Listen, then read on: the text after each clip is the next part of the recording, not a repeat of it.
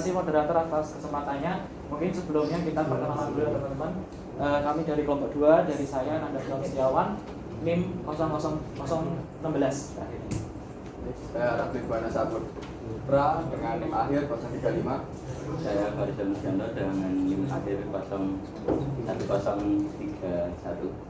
Dan saya ada Garuda dengan NIM 225-324-4022. Kemudian saya Anda Rifki Sananto dengan NIM akhir 4031. Mungkin bisa dilanjutkan untuk yang pertama, bab 1 tentang manajemen peralatan dan mesin. Untuk yang pertama, mengapa perlu manajemen peralatan dan mesin? Untuk manajemen peralatan dan mesin ini berguna untuk memastikan ketersediaan, keandalan dan efisiensi operasional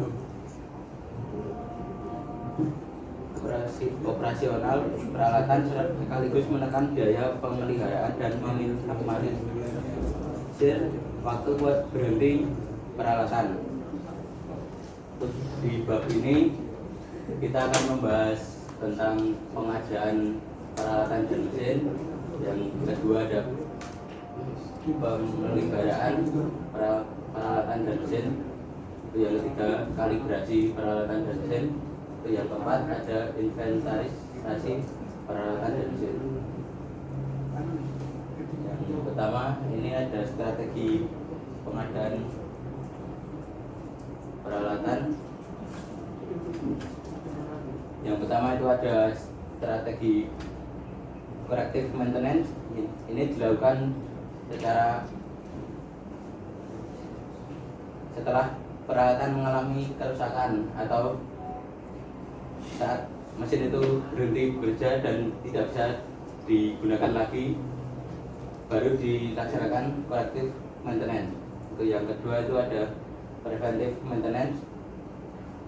Untuk preventive maintenance ini dilakukan secara berkala berdasarkan waktu untuk mencegah terjadinya kegagalan mesin. Ini bisa dilaksanakan setiap hari, setiap minggu ataupun setiap bulan.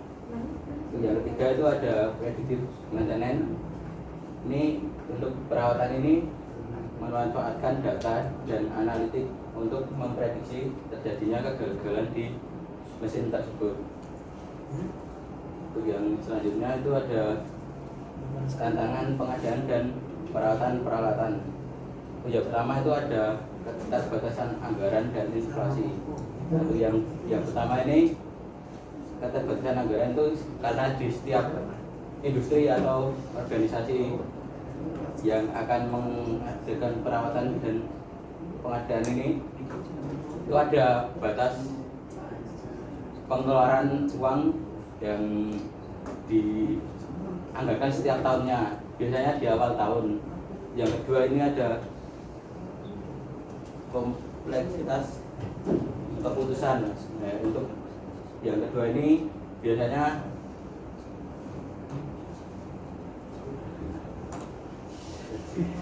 itu saya itu dengan berdiskusi dengan atasan-atasan industri tersebut untuk memutuskan peralatan atau bahan yang dibutuhkan di setiap pengadaan itu, jadinya kan tiap awal tahun. Yang ketiga ada kebutuhan pemeliharaan prediktif. Untuk yang ketiga ini di setiap industri itu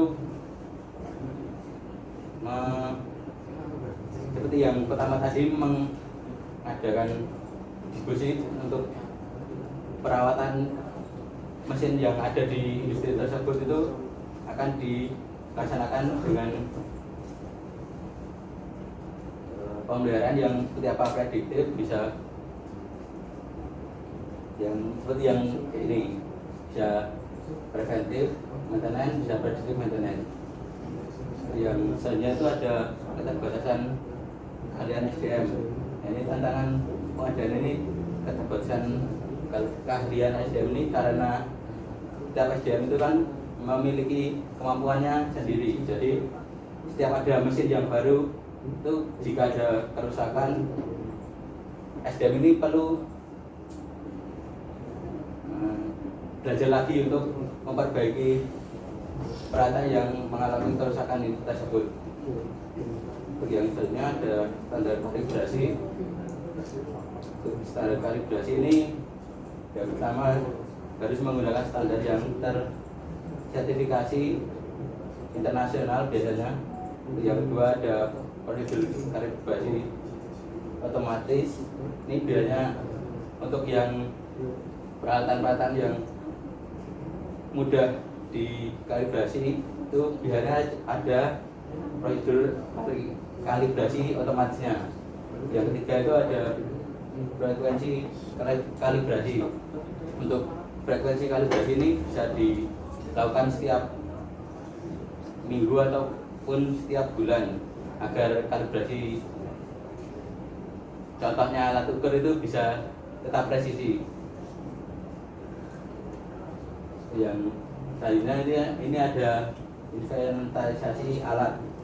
Untuk proses inventarisasi yang pertama ada mengidentifikasi setiap sumber daya di organisasi tersebut, contohnya mesin, bahan, dan lain-lain.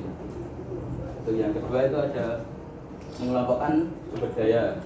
Jadi itu setiap mesin yang ada itu dikelompokkan sesuai fungsinya. Yang ketiga ada pemberian kode inventaris. Yang keempat ada mencatat semua barang inventaris. Yang kelima ada membuat laporan secara periodik. Yang keenam dan terakhir membuat daftar rekapitulasi barang. Untuk bab ini kesimpulannya, manajemen alat dan mesin adalah fondasi kegiatan bengkel atau laboratorium yang efektif. Untuk yang kedua ada pengadaan yang tepat dan perawatan terjadwal. Berarti kepala dapat menjamin kelayakan alat. Yang ketiga, inventarisasi yang rapi dapat mendukung efisiensi dan transparansi dari keuangan industri tersebut. Dan cukup untuk yang bab pertama.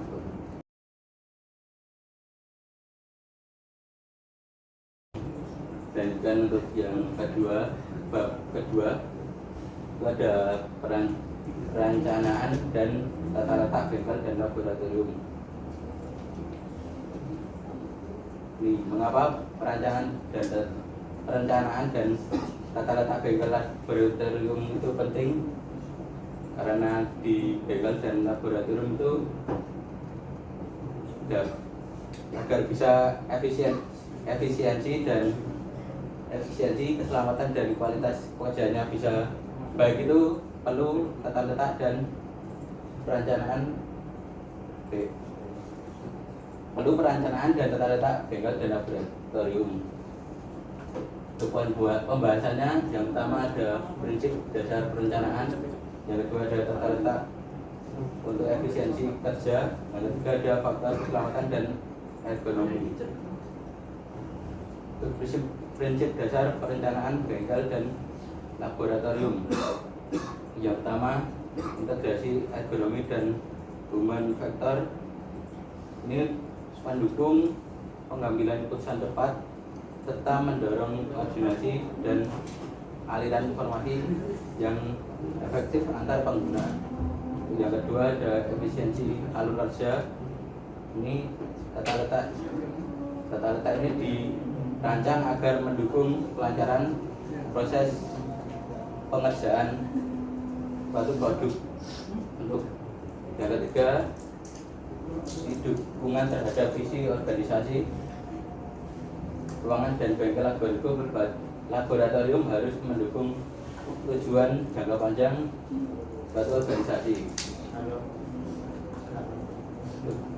Selanjutnya ada langkah tata letak peralatan dan mesin untuk efisiensi kerja. Yang pertama ini simulasi dan analisis tata letak merupakan pendekatan awal yang sangat krusial dalam perencanaan tata letak fasilitas produk atau pabrik. Yang kedua ada perencanaan terintegrasi, merupakan strategi untuk menyeimbangkan lini kerja. Yang ketiga ada penempatan peralatan strategi untuk memudahkan akses alur kerja yang logis dan meminimalisir perpindahan yang tidak perlu.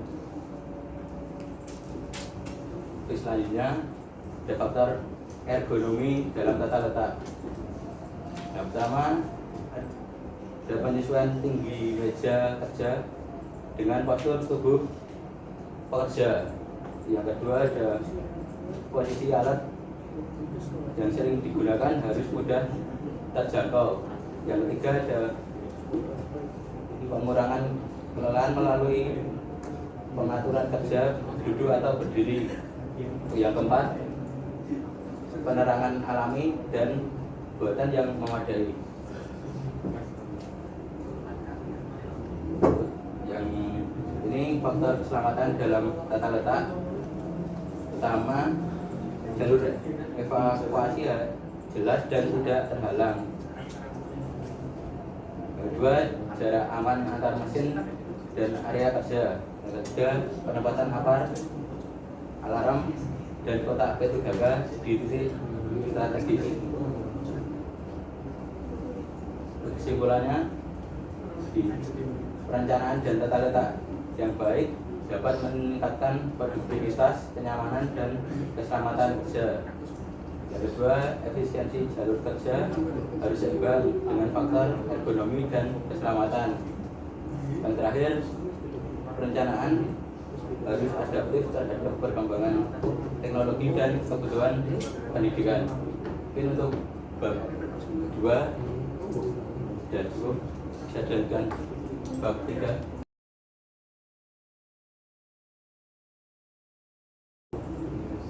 Dan selanjutnya di bab ketiga itu kita akan membahas tentang sistem administrasi dalam dokumentasi dalam sebuah bengkel.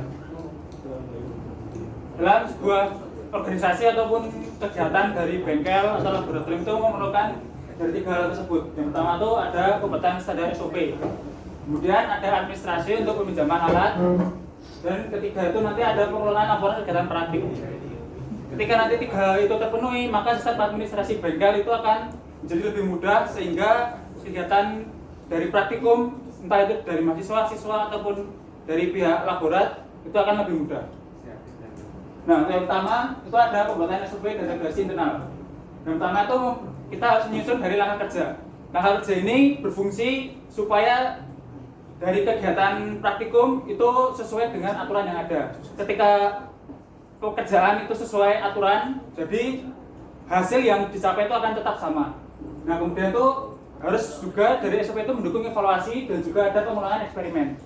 Dari pembuatan SOP itu kita memerlukan berkali-kali dari sebuah namanya percobaan. Nah, ketika percobaan itu kita memerlukan evaluasi yang akhirnya nanti menjadi SOP yang bagus. Nah, yang terakhir itu fungsi dari SOP itu juga untuk menjaga kualitas dan keselamatan kerja. Ketika SOP sudah ada dari sebuah bengkel, untuk dari kecelakaan kerja dari para praktikum ataupun dari pekerja itu akan sangat diminimalisir. Nah, selanjutnya untuk administrasi peminjaman alat. Yang pertama itu untuk mencatat peminjaman yang bertanggung jawab bagi para pengguna. Ketika ada pencatatan peminjaman alat ataupun seperti kita bon bahan, itu nanti ada sistem administrasi yang akhirnya nanti akan mempermudahkan di pengelolaan keuangan juga. Dari sistem kita mengatur keuangan pengeluaran setiap tahunannya. Nah, kemudian bisa juga dilakukan secara manual atau terkomputerisasi. Nah, untuk sistem terkomputerisasi ini bisa menggunakan sistem namanya IoT, nanti menggunakan big data. Jadi kita menggunakan sistem dari database. Ketika kita ingin meminjam, semisal nanti tang atau apapun, itu nanti akan muncul di data, sehingga tang itu nanti keluar tanggal berapa dan kembali tanggal berapa itu akan tercatat, sehingga ketika nanti ada kehilangan mudah untuk mencarinya karena yang peminjamnya juga terdata dari data tersebut. Nah, selanjutnya kita akan menyediakan informasi berkaitan tentang bahan atau alat yang tersedia. Nah, ketika tadi kita menggunakan dari big data yang akhirnya nanti kita mencari alat apakah itu tersedia atau tidak. Nah, kebanyakan kalau contoh seperti ini tuh bisa kita cari di seperti perpustakaan seperti itu. Nah, satunya ada laporan kegiatan bengkel. Catatan penggunaan alat, insiden, dan hasil praktik itu sangat penting sekali karena itu menunjang dari namanya keselamatan dari para praktikum atau dari para pekerja. Tentunya penting itu untuk audit internal, akreditasi, dan evaluasi. Di setiap tahunnya kita yang pasti itu kita memerlukan dari evaluasi setiap tahun untuk memperbaiki hal yang perlu diperbaiki atau yang salah. Jadi setiap tahunnya itu kita akan menjadi lebih baik. Nah, itu penting dari sebuah laporan. Laporan itu nanti kita buat bisa setiap bulan ataupun bisa setiap minggunya. Nah, selanjutnya ada media pembelajaran dan pengembangan kompetensi. Nah, dari hasil laporan itu, semisal bengkel yang digunakan itu untuk praktikum, maka hasil laporan itu bisa kita gunakan untuk evaluasi dari para praktikum, dari para mahasiswa ataupun dari para siswa. Nah, jadi kesimpulannya, untuk administrasi yang efektif itu nanti akan membuat bengkel yang efisien dan aman. Kemudian SOP dan laporan kegiatan itu mendukung dari mutu atau kualitas kerja. Tentunya kolaborasi semua pihak itu sangat diperlukan untuk membuat sistem administrasi bengkel ini menjadi sangat baik. Sekian untuk bab 3.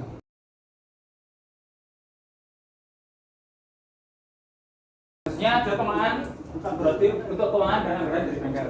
Pertama itu ada pengelolaan keuangan, itu merupakan bagian dari manajemen yang harus digunakan dari sebuah bengkel. Nah, yang jelas dari pengelolaan keuangan itu harus menunjukkan dari POAC, planning, organizing, accounting, dan controlling. Khususnya penyusunan anggaran. Nah, pertama anggaran itu harus rencana kegiatan dalam setiap kegiatan dari keuangan. Itu bisa anggarkan dari setiap tahun, dari awal tahun. Dan ada fungsi sebagai fungsi dari perencanaan, koordinasi, dan pengawasan. Kemudian disusun secara kuantitatif, sistematis, dan terstruktur.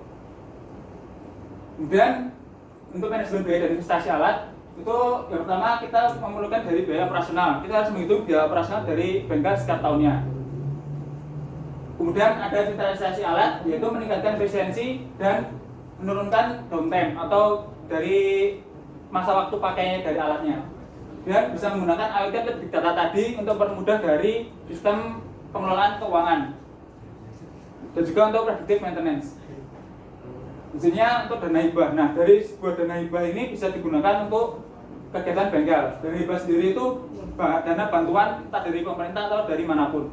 Nah, itu dana hibah itu bisa mendukung dari riset, pembelajaran atau modernisasi fasilitas. Dia harus dikelola secara transparan, akuntabel, dan strategis.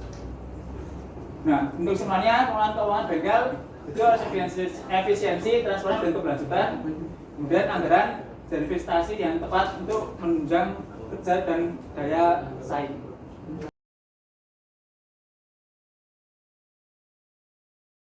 Selanjutnya adalah pengelolaan bahan dan sumber daya. 2 menit, Mas. Ini yang terakhir ya? Bab terakhir atau masih Masih masih 2 lagi? Maaf ya, Pak. Dalam pengelolaan bahan dan sumber daya bengkel Diselesaikan aja Pak. jadi terbagi menjadi 3, yaitu manajemen bahan praktik dan persediaan. Yang kedua proses penyimpanan dan pengelolaan bahan. Yang ketiga adalah pengelolaan limbah dan dampak lingkungan. Manajemen bahan praktik dan persediaan. Di lagi makalah. Video proses penyimpanan penyimpanan pentingnya sistem logistik yang bisa juga dibicarakan pada tahun 2022 dan konteks logistik kemanusiaan distributor bahan optimalisasi metode pengembangan produk menurut Director tahun 2013 yang berfokus pada penentuan periode pengumpulan Makalah. dengan periode yang paling efisien jadi pengumpulan awal.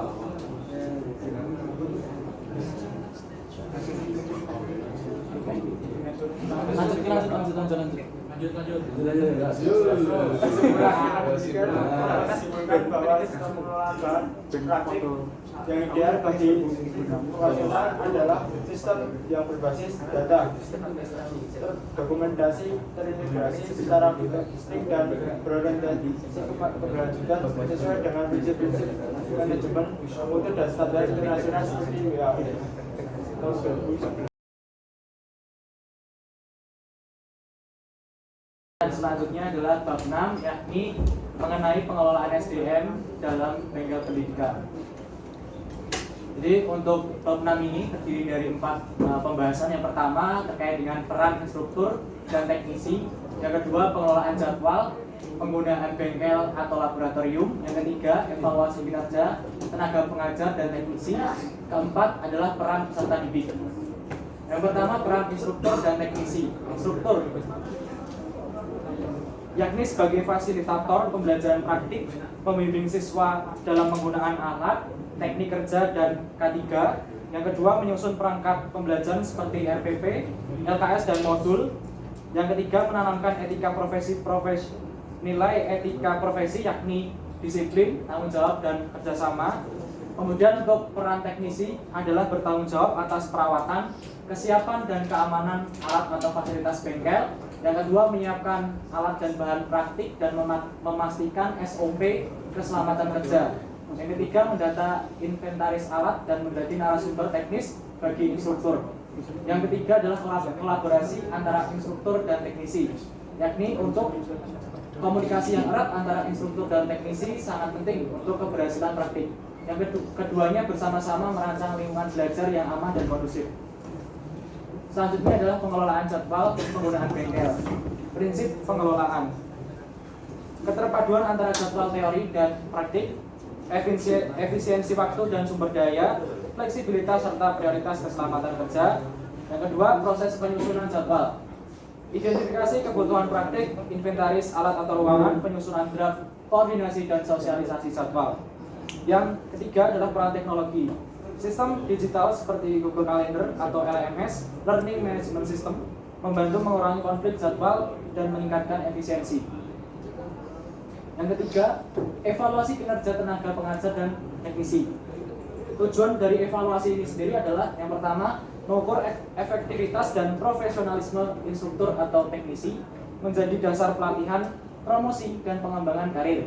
Yang kedua, aspek yang dievaluasi, yakni kualitas pembelajaran, perawatan alat, keselamatan kerja, dan kerjasama tim. Yang ketiga, proses evaluasi dilakukan secara berkala dan partisipatif, melibatkan atasan, rekan, dan siswa. Hasil evaluasi digunakan untuk perbaikan dan pengembangan SDM. Yang terakhir, yakni peran peserta didik. Yang pertama, aktif dalam praktik. Yang kedua, menjaga dan merawat lingkungan praktik. Yang ketiga, menerapkan K3. Dan yang terakhir adalah kolaborasi antar tim.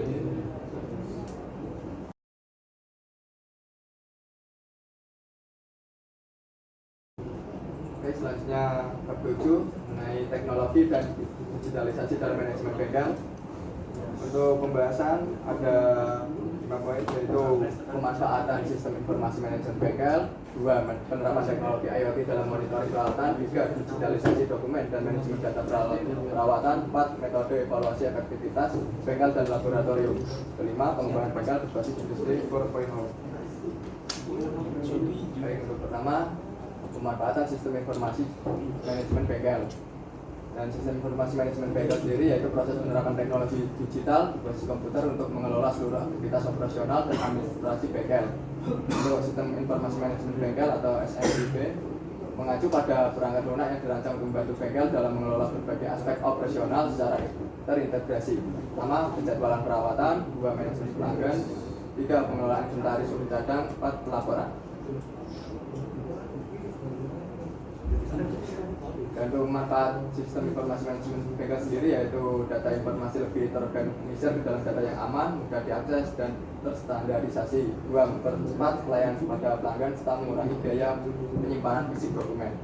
Untuk kasus tantangan di dunia manajemen bengkel, yang pertama ada dokumen servis kendaraan, histori perawatan, invoice, dan data pelanggan masih sering dikelola secara manual.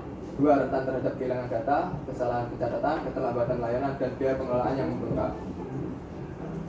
Untuk implementasi sistem informasi di bengkel, pertama, mengelola data kendaraan dan pelanggan secara terpusat. 2. Mempercepat akses informasi riwayat servis. 3. Mempermudah pembuatan laporan keuangan dan manajemen stok. 4. Membantu pengambilan keputusan berbasis data real time. Selanjutnya, penerapan teknologi IoT dalam monitoring peralatan. Pertama, pengamanan perangkat IoT. Jika perangkat IoT mengirimkan data keluar dari jaringan bengkel, model machine learning dapat mendeteksi pola yang tidak biasa dan segera memberikan peringatan. 2. Pemeliharaan preventif peralatan. Dengan deep learning, bengkel dapat menganalisis pola suhu, getaran mesin, dan mengidentifikasi pola yang menunjukkan potensi komplain sebelum alat tersebut benar-benar rusak. 3. Optimalisasi waktu dan biaya. Pemanfaatan model machine learning untuk merencanakan jadwal perawatan peralatan, menghindari perawatan yang tidak perlu, serta mengurangi biaya yang tidak perlu dikeluarkan untuk memperbaikan mendadak.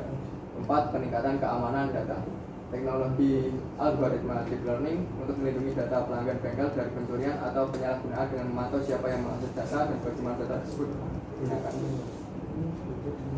Untuk penerapan selanjutnya, penerapan IoT dalam bengkel banyak yang menggunakan perangkat dan sensor untuk memantau kondisi peralatan dan menganalisis kinerja peralatan secara real time seperti: pertama, sensor suhu dan tekanan untuk alat berat. 2. Pemantauan alat diagnosis kendaraan. 3. Integrasi dengan sistem manajemen bengkel. Untuk ketiga, digitalisasi dokumen dan manajemen data perawatan. Dokumen dan manajemen data perawatan mengubah semua bentuk catatan fisik menjadi arsip elektronik yang dapat disimpan, diakses, dan dikelola melalui sistem informasi berbasis komputer. Digitalisasi dokumen fisik menjadi digital yang diterapkan oleh bengkel. Pertama, dokumen riwayat perawatan kendaraan. 2. Faktur dan invoice. 3. Bukti pembayaran. 4. Laporan inspeksi dan pemeriksaan teknis. Dan yang kelima, manual peralatan dan prosedur standar operasional atau SOP. Untuk metode evaluasi efektivitas bengkel dan laboratorium, implementasi evaluasi efektivitas bengkel dan laboratorium membutuhkan 5 tahap. Yang pertama, fase persiapan dan perencanaan. 2. Fase pengembangan instrumen. 3. Fase pengumpulan data. 4. Fase analisis dan interpretasi. 5. Fase laporan tindak lanjut. Untuk yang terakhir, pengembangan bengkel berbasis industri 4.0. Industri 4.0 mengintegrasikan teknologi digital otomasi dan data untuk menciptakan proses produksi yang lebih efisien dan cerdas. Untuk pengembangan bengkel berbasis 4.0, yang pertama ada otomasi proses bengkel. Itu bengkel dapat mengotomasi proses perawatan rutin, pengecekan kualitas, dan pengaturan jadwal perawatan. Yang kedua ada integrasi IoT dan big data. Itu bengkel dapat memanfaatkan data real time untuk mengoptimalkan operasi dan membuat keputusan berbasis data yang lebih baik. Ketiga, teknologi cerdas untuk diagnosis dan perbaikan. Itu bengkel dapat mendiagnosa dengan cepat dan akurat. 4. Manufaktur dan perawatan pintar. Bengkel dapat memonitor, mendiagnosa, dan merawat kendaraan dan peralatan dengan tingkat presisi yang tinggi. Terima kasih. Sekian dari kelompok kami. Waktu saya kembalikan kepada moderator.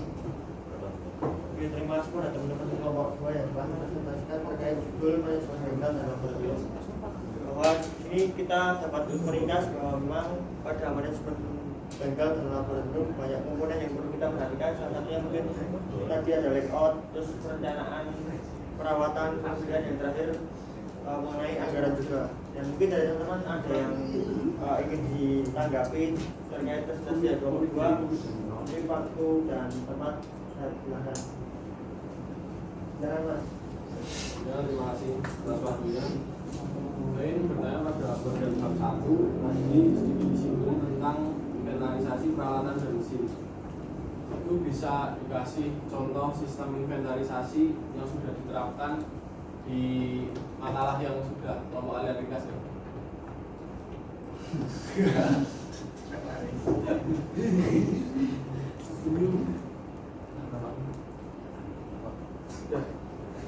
Ya ini aja, contohnya dari inventarisasi itu yang kami buat itu dari peralatan-peralatan yang ringkas seperti obeng, terus tang dan lain-lain. Nah, dari sistem administrasi tadi itu dari contoh yang kami buat itu seperti yang dari kelompok dari kelompok saya kan ada administrasi juga. Itu bisa digunakan dari sistem inventarisasi.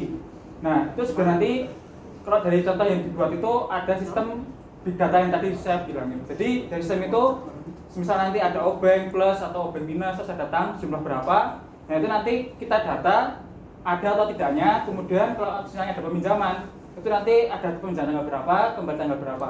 Jadi contoh yang kami buat itu seperti itu. Terima kasih. Mungkin ada jawab dari kelompok 1 dari tanya tadi di bab 1 sudah dijelaskan tantangannya. Dan saya adalah bagaimana cara mengatasi tantangan dari penganggaran dan peralatan-peralatan.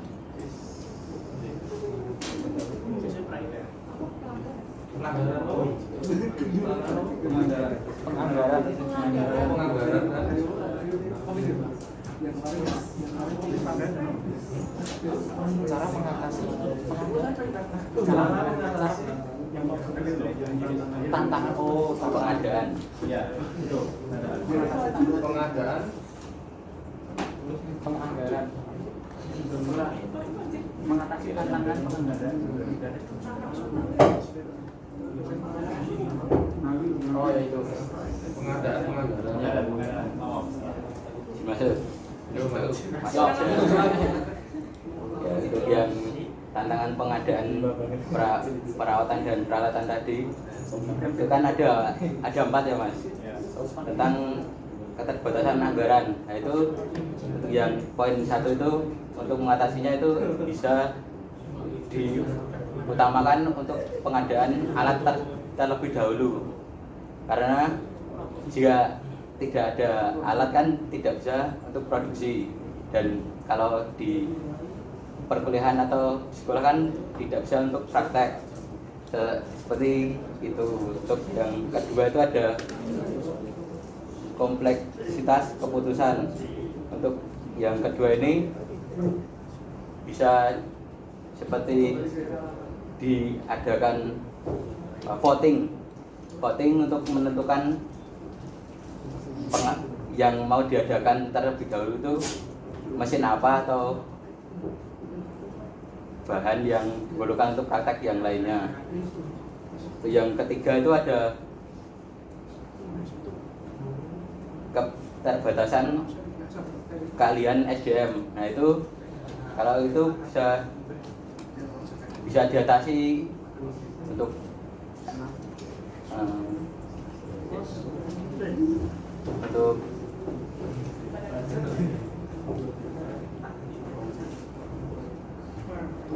untuk teknisnya itu bisa mempelajari dari buku panduan di alat yang sudah diadakan tersebut agar bisa melakukan perbaikan jika ada kegagalan mendadak.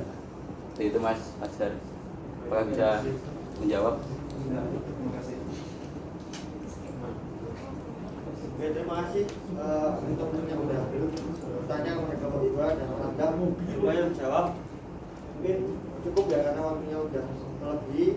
Saya cukupkan. Terima kasih banyak untuk kelompok 2. Sekian, saya tutup. Wassalamualaikum warahmatullahi wabarakatuh.